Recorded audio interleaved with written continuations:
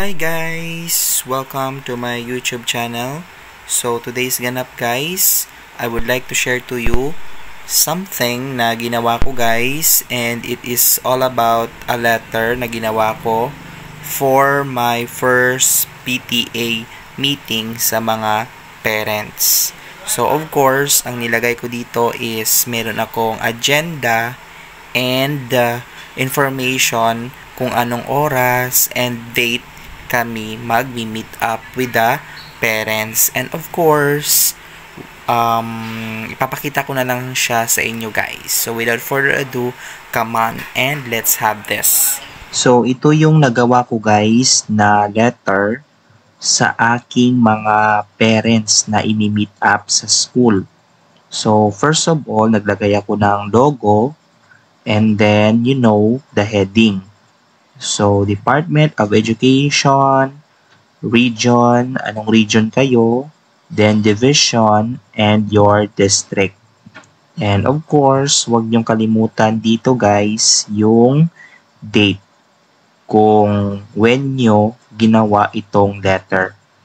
And then, dito naman is, nilagay ko dito yung ginikanan, Mr. and Mrs. kung sino yung a-attend na parent or guardian. So, itong letter na to guys is mother tongue. So, mother tongue siya guys. Or in our native language dito sa aming lugar. So, nilagay ko dito yung body ko. Ito yung body ko. Tsaka meron din akong agenda kung ano yung aming pag-uusapan. So, ito yung body. Maayong adlaw.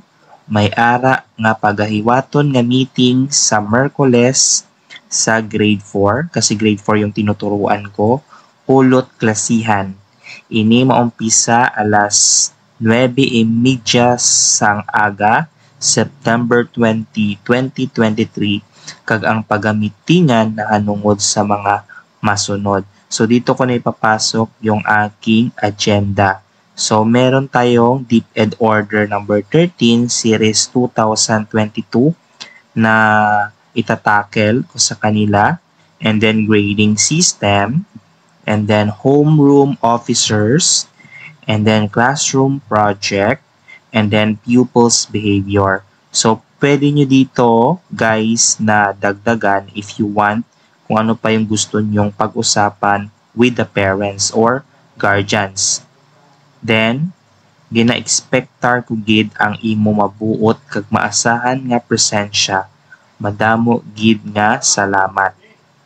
And then, lagyan mo dito ng ang nagapahibalo. So, of course, you as a teacher. So, you need to put your name here and then grade 4 advisor or whatever grade you are or anong advisory ka na grade. And then, don't forget yung iyong perma or yung sign mo dito. So, that's all. So, ito yung nagawa kong letter to meet up with my parents. Ito yung kanyang format. So that's all guys about my template or my format in making my letter in meeting up my parents every time na meron kaming meeting or shall we say meet up. So nilalagyan ko ng agenda, then the date and time, and of course the place where to hold meet up together with them. So yun lang guys yung aking template na fina-follow and I made it, and that's all about my vlog or my sharings to you guys. So if you are new in my channel or bago ka pa lang sa videong ito na napanood mo, don't forget to subscribe and click the notification bell para updated ka pa mas lalo sa mga videos na aking ipopost. And i-share na rin para makatulong din sa iba. So that's all guys, and God bless everyone. Bye!